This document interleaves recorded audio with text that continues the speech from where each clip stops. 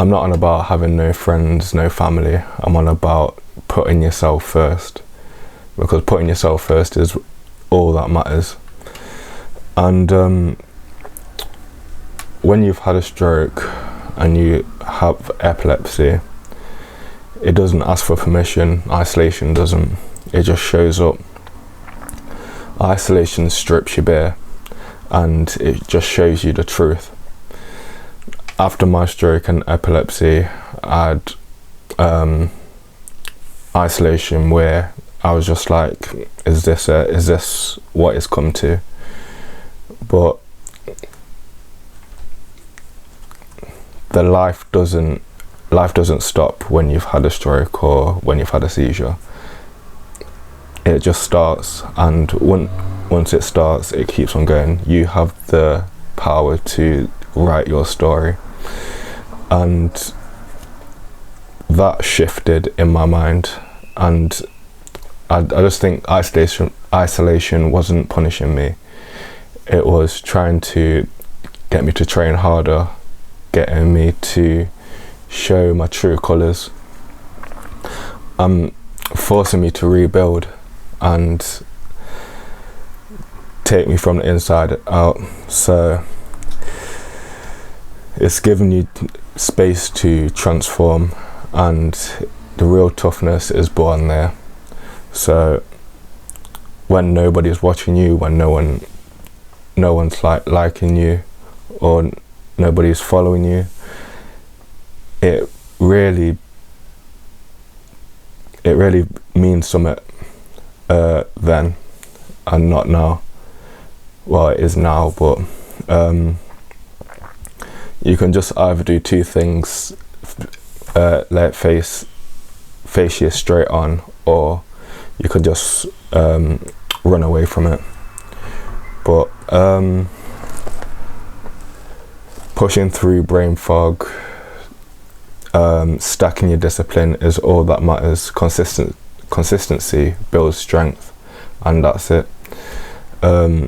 It's just like a training ground, and when the world's full of noise, as it is now with technology and stuff like that, distraction is the enemy, and that's the wholehearted truth. And the isolation just removes everything. When you don't have your phone, how many of us can say you can go a day without your phone? Barely any of us. But when you're alone, that's what actually matters. So your health, your recovery, your growth, and your purpose, really.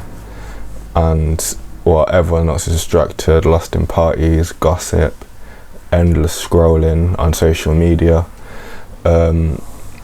you're just sharpening your weapon and building your body. And isolation isn't a weakness. It's just a unfair advantage on them and not you. Isolation is a teacher. That's the most important battle, the battle with yourself, really. And when you battle with yourself, you can't say no. You can't say, no, I can't do this. You just have to do it.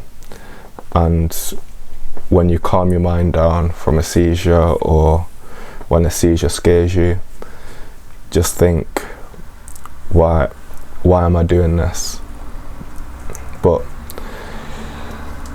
think positively about yourself, because if you don't think positively, you won't focus your mind on what you're doing.